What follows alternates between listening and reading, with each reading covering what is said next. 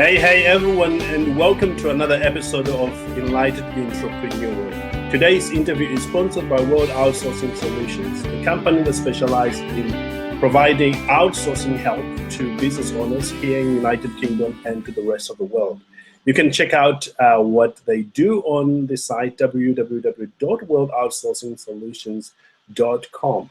And today I'm very privileged and very excited actually to have a gentleman that I respect from Manchester, right here in the United Kingdom, to talk to. That's Jay Allen. Now, Jay has got an interesting history, really, because he started out to be a social worker, and then things take a different turn, and take another different turn, and now he's doing something that is extraordinary.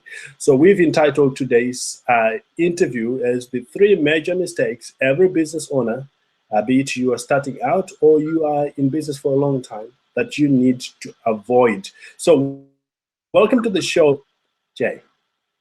Hi, good afternoon to you all. Excellent. Great to have you with us, and thank you for your being so gracious to share your knowledge with our audience today. Delighted to be here. Incredible. Now, Jay, to get us started, tell us a little bit about yourself in terms of your background, your education, and how you got started in what you're doing today. Okay. I was one of those people that studied in school just enough to be able to get the grades that I needed, but not necessarily a grade A student. So I got just enough O-levels to be able to get into college and didn't really know what I wanted to be. So I thought, well, I'll stay in education, I'll learn a little bit more. And I managed to get just enough A-levels to be able to get qualified to get into university, but still didn't really have a great idea about what I wanted to be. So just followed along with everybody else and went to uni. And left uni 3 years later, qualified as a social worker. And I'm not quite sure where the idea of social work first came from in my life plan, as it were, but qualified as a social worker, and went to go and work in a social work practice in inner city Nottingham, which is where I qualified. But I'd only done it for about 3 or 4 months when I realised that whilst I wanted to be able to make a big impact for the people that I worked with and worked alongside, that social work was never going to provide that. It was very clear that it was pushing a pen on a report and trying to meet with all the red tape and bureaucracy that went with it, as opposed to actually making any real big impact. So I desperately started to look for something else to do that might have a bigger impact on the people around me. Meanwhile, most of the friends that I'd gone to school with hadn't gone to college or uni and had joined the army in order to be able to, they'd seen the Sun newspaper advert on the front page where it said, "The army needs you," which was at the start of the Falklands War in '84. Right. And as I was coming out of uni and joining this social work practice, all my mates had come back from the Falklands with stories and money and scars, and the alpha male in me took over, and pretty much without further ado, I walked into a careers office in the army and said, "Here's a job," with every expectation of signings to say, at that stage, the minimum term you had to do was 3 years. Right. And I thought, well, I'm still young enough that perhaps if I do 3 years for Queen and Country, if I get this alpha maleism out my system, then maybe by the time I've finished my 3 years and I've come out of the army and perhaps back into social work by that stage, I'd have had a little bit more life experience, and I'd have learned a little bit more about what life had to offer. Right. That wasn't the case. I ended up doing 12 and a half years in the army. I loved every single minute of the time that I was in. I qualified as a paramedic, so I was doing great good for the many people around me. I travelled around the world. I went to some interesting places, shall we say, and I was convinced that had become my life. It was a job that you live to do and you do to live, and it was something that was giving me great opportunity. I learned lots. I shared lots. There was some fabulous opportunity. Okay, there were some dark times and some difficult times, but on the whole, it was an amazing experience that I would never, ever take away. Right. Until one day, I was pretty much frog marched into a doctor's office, sat down and said, "You need to talk to him about the things that are going off in your head at the moment." And I came out of that meeting in handcuffs and invited to take a trip to the local hospital, sectioned under the Mental Health Act for my own protection, having been diagnosed with post-traumatic stress disorder. Right. And I lived under their care for about 6 or 7 months. In the meantime, the army were in the process of arranging my medical discharge and pension from the military, so I could be referred back to the good old NHS, who looked after me for a further 7 or 8 months after I left. And I was out for probably about 15, nearly 18 months of non-communicado with regards to out the military but still being funded by it and not yet being ready for Civvy Street. So it was 2005 before I really came back onto the Civvy scene. Incredible. And of course, that was a beginning of a new journey for you, because you then went on to look for employment into the civil life. And then from there, you started working in your own business. 12 years later, you were a business strategist. Talk to us about that journey of transition from that to become a strategist. Okay. Well, as you probably gathered by this interview so far, I believe in honesty and transparency. So there's no part of me that is hidden away. So when people ask about my PTSD, I talk about it. And if people talk to me about your time in hospital, I don't shy away or hide that from anyone. But what I learned was that Civvy Street, certainly corporate employment, had a certainly different view and viewpoint on people with mental health issues. And despite having some qualifications and some experience, I left the army in middle management, so I was good at team management and delivering on deadlines, and I understood all of this stuff. I got a proven track record, and yet when everyone asked me on my interview, bearing in mind that I was different times for jobs in the UK, everyone said, "We noticed that there's a bit on your CV that's missing. What happened between you leaving the army and where you are now, some 18, 19 months later?"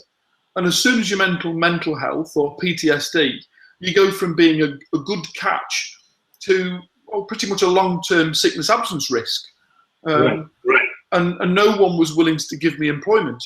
They all kept saying, will you come back in a couple of years' time and prove that you can hold down a job? And obviously, I had a mortgage to pay and a family to support, and money was quickly disappearing out the bank, and nothing was come back in to replace it. And obviously things start to become far more desperate, and you have to be a lot more creative to try and find a way to survive. That's right. And I eventually ended up going into a job centre in Leeds in West Yorkshire and literally just saying, "Give us a job. Don't give me a career. I know that you've not got a career for me, but just give us a job." And I got invited to be the only thing they had available to me at that time was I willing to go and cut grass? And I thought, do you know what? The salary that you're offering me is exactly the same per month as my mortgage. But at least it means that I'm not hemorrhaging cash any longer. And it's working on a private estate for obviously a very wealthy individual. He got 37 acres of land across Harrogate and Knaresborough. Maybe if I could impress him as a grass cutter, then I might not always be his grass cutter. So I turned up at this place of work in a 3-piece suit in a nice car. The head groundsman thought I must have been from the HMRC when I first turned up. But I got on this little John Deere grass cutter, a little 2-meter sit on tractor, and I sharpened the blades, and I gave the engine a good service to be able to make sure that it was fit and suitable for the job. And I started listening to some of the greats on a little Walkman, from Anthony Robbins and Dan Kennedy and Michael Gerber. I started listening to all the inspirational, motivational stuff that was going to get me beyond being a grass cutter. And I decided that for the next 6 months, over the summer period, I was going to be the best damn grass cutter that this guy had ever had. And I did it. I applied it with military logic. I created lines and crisscross. I was going to turn this damn thing into a golf course before I'd finished. This man was going to be proud to have a grass cutter as me. I did it for about 5 weeks. And then one day he approached me from outside this beautiful big house, and he said, "You're not just a grass cutter, are you, son?" He said, "Do you want a proper job?" And I said, "Do you mind if your grass don't get cut anymore?" And he gave me his business card, and he said, "My training director has just taken maternity leave. If you've been a sergeant in the army, you're bound to have taught soldiers. Why don't you come and give it a proper, give it a chance, give it a go at being a training director?" Incredible. And he gave me an opportunity to go and work in a multi-million-pound national high street brand store. I had a budget of £2.4 million a year. I had 124 people that came to work for me every morning, and a job description from the managing director that said, "You're a sergeant, you'll work it out." Incredible. And I did that for a year. I did that for a year, and it was the making of me, really, because regardless of, although I got all of this experience and knowledge from the army from previously, I needed someone to invest in me and to say, "I'll give him a chance." So although I only had that chance for a year, ironically, you find that you work for one of the big high street chains and you have the CEO write on your testimonial on your LinkedIn page, "I'm not sure how one man was able to achieve so much in so little time." And the jobs come flooding into you. People start to ask you to come and apply for things. People invite you into opportunities that would never have happened a year previously because somebody else has taken that leap of faith and given you a chance. Incredible. But I opted not to take on employment any longer, and I set up my first consultancy in 2006. Incredible. You know, what I love about what you've shared with me there really is how you managed to work at what you were given so well that you impressed the next, you literally create your next promotion by doing what you were doing right. And I wish business owners would understand that as well, that whatever you're doing today, you do it extremely well. You open doors to other opportunities that are never opened. Greatest. I was fortunate enough to have been at a dinner a while ago now with Warren Buffett. Now, I say that quite liberally. I wasn't at dinner with Warren Buffett. I happened to be at a dinner where Warren Buffett was the keynote speaker. However, it was interesting because he said, if you aspire to get to the very top of your tree, the very top of your profession, the very top of whatever it is that you want to be, then the first thing you have to do is, one, differentiate yourself from everybody else at the bottom, and two, stand out sufficiently so the people on the way up see you and take you with them. Incredible. Stand out sufficiently so that the people on the way out, they pick out, they take you with them. I love that. That's incredible. Well, the internet's created so much noise these days with regards to lots of people shouting about who they are and what they're about, that it becomes very difficult for anybody really to be able to understand the difference between one and another, and they end up just comparing you against everybody else in the marketplace. And it's only when you learn how to stand out and do something completely differently, and it doesn't have to be unique, it just has to be unique enough that people remember you as opposed to everybody else in the industry, so people can build a relationship with you enough that says, it doesn't matter what they're doing, I like the way they do it. You've only got to look at what Apple's done with regards to 25 years ago. They were two guys building computers from a garage, and they've gone on to become the richest company in the world. And it's because they've built a relationship with people that buy who they are and what they do, as opposed to the products that they sell. Incredible, outstanding. I'm certainly have a great time learning, and I'm sure if you're listening, you're taking notes to what Jay is talking about here, and and implement that. Now, Jay, I understand you often make quite stark claims that 80% of business owners get everything wrong. What do you mean by that? Okay, well, Malcolm Glazer, I can't take full credit for the stats, because Malcolm Glazer talked about 12 years ago, maybe 15 years ago now, about the 80-20 principle that applies in almost every walk of life, really, and it's in business as well as in anything else.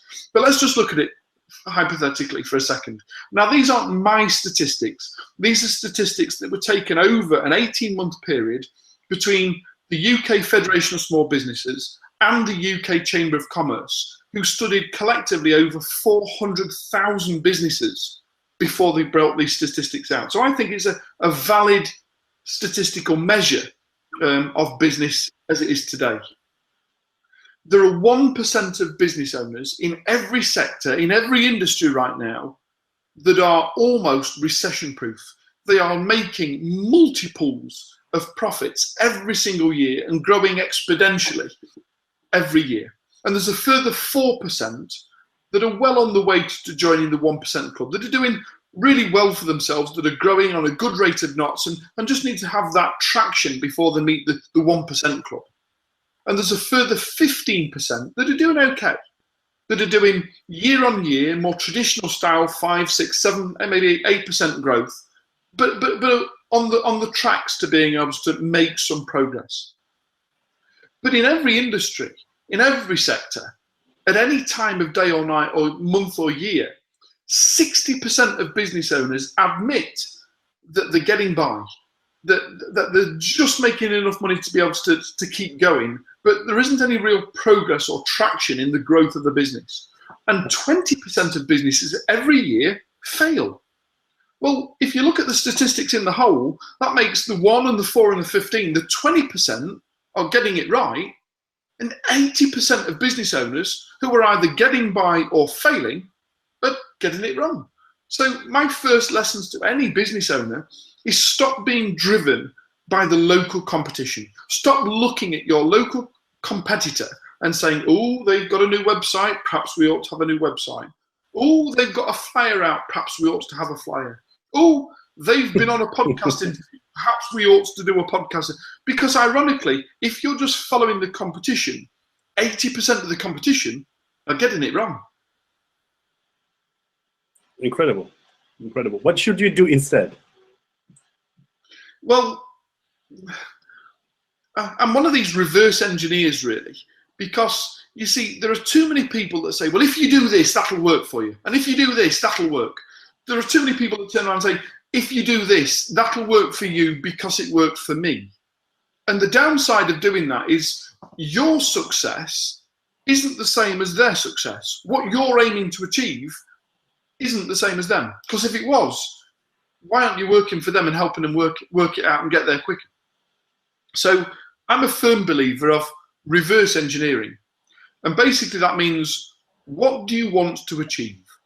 What did you first set out, whether it was because you got made redundant from the bank or your corporate job, which has forced you into self-employment, or whether you have always wanted to run your own business? It doesn't really matter. But what do you want to achieve? What's the whole purpose of you in your business? And if you've got clarity with regards to what it is that you want to be, why it is that you want to be, when and how and who you want to be, then you can start to work backwards and say, so what are the things do I need to put in place in order to be that or become that person? And it's only once we've got that type of clarity with regard to what does the end look like, and then work it backwards and say, so what am I doing today that contributes towards that end, that'll prevent us from ever suffering from that horrible medical condition of shiny object syndrome. Incredible. Outstanding. You literally have answered my next question. Maybe you can expand on it. My next question was, Jay, if I am within this 80% bracket, what should I do now to get into the 1% or the 4% bracket? It's a beautiful question. Yes. And so well together.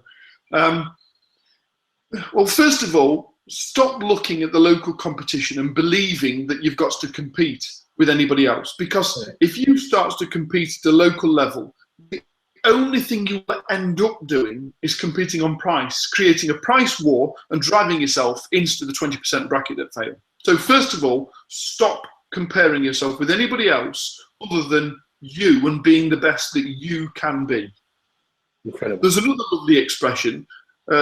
And again, unfortunately, I'm not the founder of this. I didn't come up with this analogy to start off with. The first time I ever heard it was actually from Duncan Ballantyne, but I understand that he pinched it from somewhere else before him also. There's a lovely expression. It simply goes, stop looking up to anybody. Don't ever look up to somebody and say, oh, I wish I could be more like, I don't know, Richard Branson or, one of the dragons from the Dragon's Den. Because if you look up to somebody, you will always find parts of their personality or their traits that you don't like, that you don't subscribe to, and it starts to chip and ebb away at that persona of what you wanted to try and achieve. Rather than looking up to somebody, simply look into somebody. And what I mean by that is find out as to what it is that you actually started to look up to. Find out the bits of their personality, of their persona, or what it is that's about them that you like so much. And then find out as to how you're going to go about replicating that within yourself, so other people can start to look into you. Because it's only once you start to create a fan base of the know, like, and trusts that you will start to see elevation and traction and quickly move from the 60 to the 15 and the 15 to the 4 and eventually the 4 to the 1. Incredible. Outstanding. I love the way you are breaking things down, and I'm sure business owners in our audience, they can relate to that, because as I'm taking notes, the whole picture is becoming clearer. Now, what other major mistakes you have observed among business owners, be they business startups or people who've been in business for a long time, that they keep doing, which stops them from getting to their goals faster, or completely sidetrack them? Well, there's a multitude of very short answers that I'm going to try and put into quick succession, if I may. So if people have got pens at the ready, let's run through a quick list of things that really people ought not to be doing. First of all, my biggest concern is the fact that people think small. People think, how do I get from here to next week? How do I get enough money to be able to pay the electricity or the gas or the rent tomorrow? People have this perception. They go from this great, wonderful idea of what they want to achieve overall, and then they completely forget about it and go into this minutiae of day-to-dayism and forget the big goals, and they lose sight. There are so many business owners that when they started out, they had these grandiose ideas of what they wanted to achieve in life. And then as business continues and they start to realize that in actual fact, some of this is quite hard work, that they start to compromise with those ideals and end up in this mediocrity of nothingness, really, other than hands to mouth, hands to mouth. So my first idea is to suggest to people that, one, you've got to continue to have the big ideas. You must be willing to continue to think bigger and bigger and bigger, in order to, and more audacious, really, with regards to what could your business look like if, and then start to create those what if moments in order to be able to start to live into them.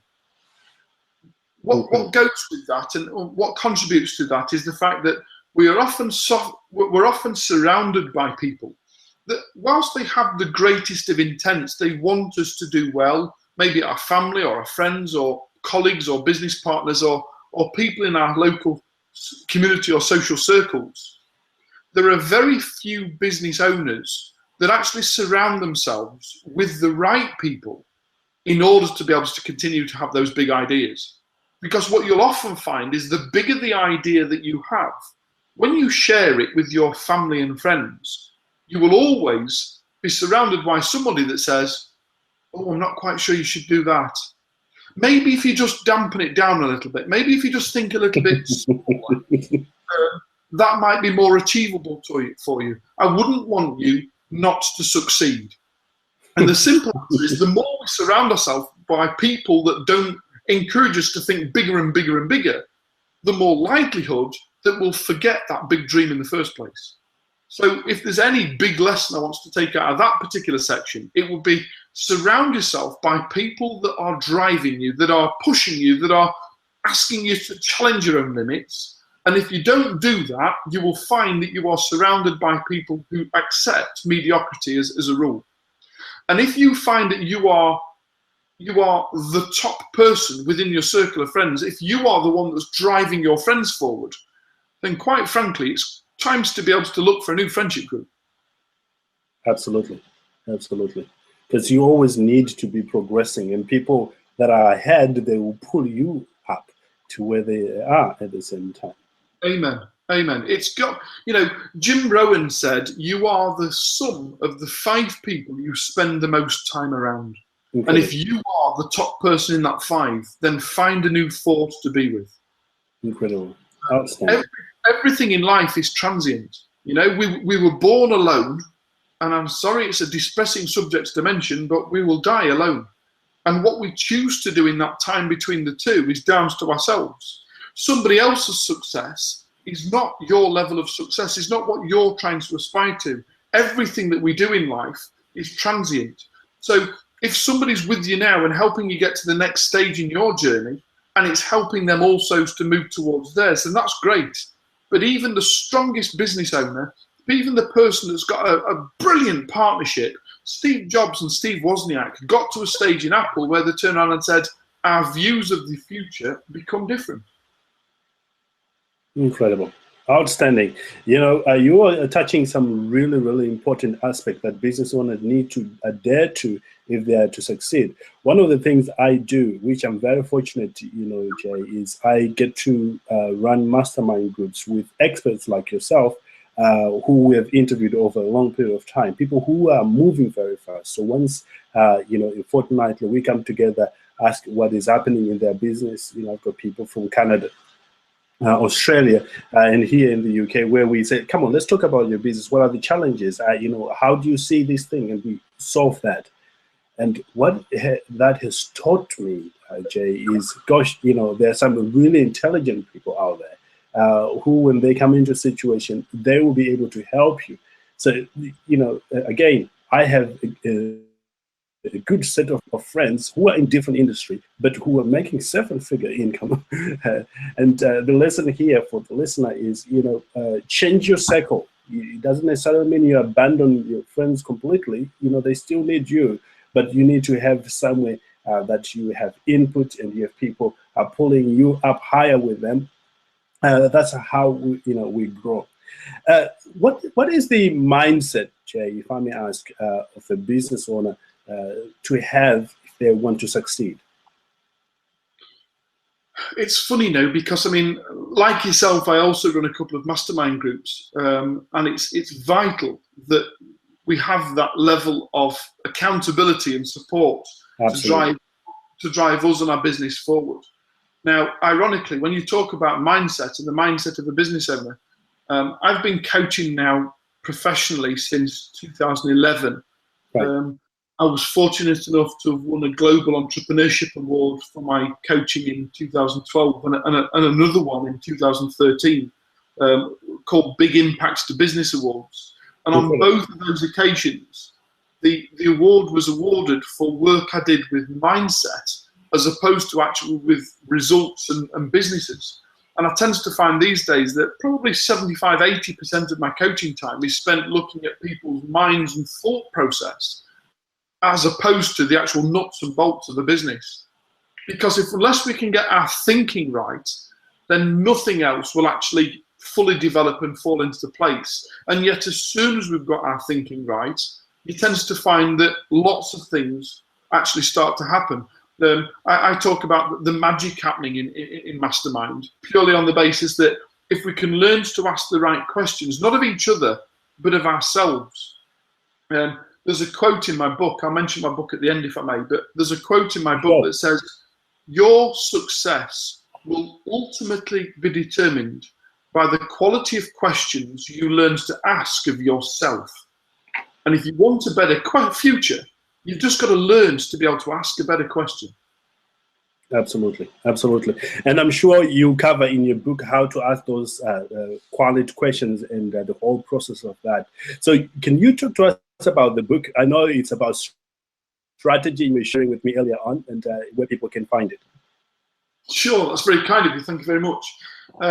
In 2014, towards the end of 2014, lots of my coaching clients had said, Jay, you've won 2 global awards. It would be really fascinating if more and more people could get the opportunity of just the basics of the groundings of what you've come from and where you've got to, and how you've helped implement that in other people's businesses that have gone on to do well. Would you write a book? And I kept saying I'd love to write a book, but one, I'm not an author. I'm rather illiterate, really. I'm not very good with the written word. I'm far better with the spoken word. And right. 2, I've never got the time. And then out of nowhere in February 2015, I was rushed into hospital for an emergency eye operation. I was going blind in my left eye, and they ended up having to operate quite significantly to save my eye. And as part of the recuperation process, I had to wear a blindfold for nearly 3 weeks to right. prevent either of my eyes from taking in any light. And so over a period of 21 days, I got a dictaphone and I spoke my book. So for those who've already read it, you'll find that it's very easy to follow, because it's me talking to you as opposed to lots of theoretical stuff. It's called Battlefield to Boardroom, but it's the number 2 rather than the letters TO. And it talks about the 10 military strategies that I learned within 12 successful years in the British Army, and how I've implemented those into the 4 businesses that I'm now involved in, either as a founder or a co-founder, and how that's gone on to be able to create the great success that we've had. I launched my 4th business in March 2015. I launched it with £10. I launched it with a Facebook ad, and I launched it with a business plan of what I hoped it would look like in 3 years' time. However, it went on to take on its first employee 5 weeks after it launched. Incredible. It took on its second employee 3 weeks later. It took its third employee on 5 weeks after that. And as a group of companies, we've currently got 33 employees working for me. And that's simply by applying the strategies that I share within this book to be able to eradicate small thinking, and to be able to give people the mindset and the concepts and the abilities to be able to look at their business in a different perspective, and as a result, see transformational results. It can be purchased. It can be purchased on the book's own website, which is simply www.battlefield2boardroom.co.uk. And for those who are overseas and listening to this outside the UK, it can just as easily be found on amazon.co.uk or amazon.com. Outstanding. I love the way you have cleared everything in front of us, and you make it so easily digestible. Do you have a website where people also can find you, maybe connect with you if they want to use some of your services? That'd be really kind. If I could just quickly tell you very briefly then about the coaching website and sure. how to find us there. The coaching practice is called My True North, and it comes predominantly from a philosophy I've adapted for the last 10 years, really, since I've left the military. Let's assume for 1 minute that your listeners, let's assume that their life goal is that they wanted to get to the North Pole. Now, I know it's a bit absurd, but you've got to have a goal, so you might as well think audaciously. Let's just assume for 1 minute that one of your goals was you wanted to make it to the North Pole. Right. Most people would assume that if you've bought a compass and you point the needles to the end, and then you religiously follow its course, that eventually you'll get to the North Pole. And I've got some bad news, because if you were heading to the North Pole if you were pointing the needle end from the UK, you'll find yourself in Scandinavia, because you're actually following magnetic north and not true north, which is 11 degrees to the east of magnetic north. Now, if we apply the same principles to business, there are many people that have this goal of what they want to achieve, and they set out trudging away, trying to work toward this goal, and then gets to 45 or 50 or 60, or one of my clients is 78 at the moment and still running a business that hasn't yet achieved what he wanted it to achieve. And it's simply because he's been involved in this following magnetic north and following the next big thing, as opposed to having clarity with regards to what it is that they wanted to achieve in the first place, and then ensuring that all of their activities and their business activities, their enthusiasm, their encouragement is actually contributing towards getting to their end goal, True North. So we set up True North, which is simply www.mytruenorth.biz, B-I-Z, in a way of being able to help business owners to be able to recalibrate their business and just move it by 1 degree at a time until it's actually realigned with what they want to achieve in life, so they can love what they do whilst doing what they love. Incredible. Outstanding. And finally, would you talk to us about your concept of giving back to the society? Yes, of course, my friend. I can't think of anything more rewarding than to give. Now, I've been fortunate enough to have won 2 global awards, a couple of national awards with the book. And yeah, it's nice for somebody else to recognize who you are and what you do. But there's nothing nicer than to sit in the side wings and watch as one of your clients goes on stage, meets the Prime Minister, and is awarded the National Entrepreneur of the Year award for something that you've helped them achieve. To be able to watch somebody else achieve their goals and know that you had a small part in being able to recalibrate the thinking to get them to where they want to be has got to be the greatest aspiration of anybody that wants to be part of this community that we call, Earth. So I was first introduced to charity work when I was 5, and my school did a charity fun run to raise money for the local hospital. And I've made it a quest that for every year, I will always be involved in some form of charitable giving. I'm proud to be a practicing Christian, and I think that it's important to be able to have some values and morals to everything that we do. So in my True North coaching practice, and within the book, and me as a keynote speaker, I go all over the world speaking to large audiences. We've written into the business philosophy that 30% net profit every year is donated to a national charity. Incredible. So to date, I've raised just over £900,000 in charitable donations towards Forces charities. And my quest in life is to have raised £10 million for charity. Incredible. That is absolutely. We appreciate what you do. One of the things that we talk about as entrepreneur is we are part of the change, the part of the solution. If we don't participate in giving back, who else is going to participate? The politicians will do their part.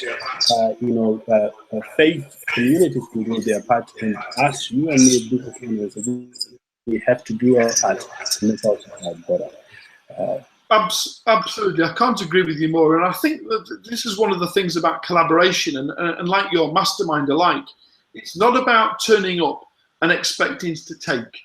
It's about turning up and being willing to give and give and give and give and see somebody else progress far beyond where they would have gone otherwise. Because ironically, the people that are going on the way up, the people that are moving from 60 to 15 and 4 and 1, will always want to surround themselves by the people that help them get them there, the people that are driving them on. And as they get from 15s to 4, you will go from 60 to 14. From 15. And as they go from 4 to 1, you will automatically follow them and move to 4.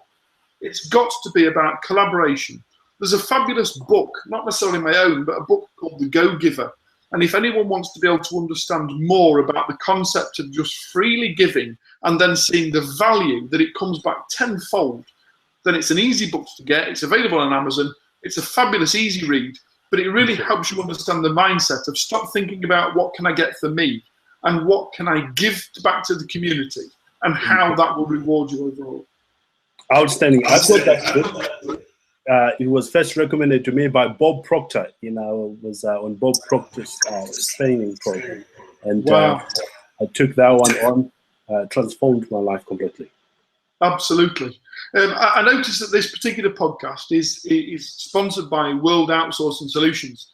If there was one thing that I would perhaps say to any business owner, is stop doing all the things that you shouldn't be doing, and then just concentrate all your efforts on the thing that you should be doing. Because the thing that you should be doing is what you're paid to do. And anything else is getting in the way of that. So one of the exercises that we do with all of our clients as they take on board is we'll do a time analysis study for one day and establish where is your most profitable part of the day. What is it that you do that actually earns the business the money and will help the business grow the most? And then out of that, when anything else that you do in that day, outsource it. Find somebody else that does the stuff that you shouldn't be doing in order for you to be doing the stuff that you should be 100% of the time. Incredible. Outstanding. Well, Jay, thank you so much for such a great interview. We've had an amazing time here together, and I'm sure business owners in our audience today have a much clearer understanding of what it takes to succeed based on what you shared with us. Now, if you're joining us, I would like you to go and visit this website, and you get to connect with Jay, and that's www. In fact, for the first one is for the book, it's www.battle2boardroom.co.uk. The two there is the number 2. So it's a battlefield to boardroom.co.uk. And also go to the site www.mytruenorth.biz, or there's another one, .club, and you'll be able to connect with Jay. I highly recommend you connect with Jay. As you can tell from the interview here, that he's got a lot to share, and he's out there in the field doing what is necessary to make the business